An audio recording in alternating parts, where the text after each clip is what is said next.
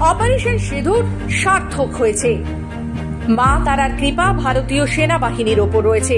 পাকিস্তানকে যোগ্য জবাব দেওয়া হয়েছে। প্রসঙ্গত, গত 2025-এর 22 এপ্রিল কাশ্মীরের পেহেলগাঁওয়ে 26 জন হিন্দু পর্যটককে খুন করা হয়। খুন করেন পাক অধিষ্ঠিত জঙ্গিরা, এমনটাই অভিযোগ। তারপর শুরু হয় ভারত পাক সংঘাত। কয়েকদিন আগেই সে সমস্ত পর্যটকদের সঠিক বিচার পাইয়ে দেওয়ার জন্য শুরু হয় অপারেশন সিঁদুর। আর এই অপারেশন সিঁদুরের সফলতা কামনায় আজকে মা তারার মন্দিরে বিশেষ পুজো দেওয়া হয়। মন্দির কমিটির তরফ থেকে মা তারার কাছে প্রার্থনা করা হয় যাতে খুব শীঘ্রই ভারত পাকিস্তানের মধ্যে সংঘাতের সমাপ্তি ঘটে। পাক আবেদনের পর যুদ্ধবিরতিতে সম্মতি দেয় ভারত। তবে এরপর আবার পুনরায় পাকিস্তানের তরফ থেকে হামলা হয়। সংঘর্ষ বিরোধী সমঝোতা লঙ্ঘন করেছে পাকিস্তান।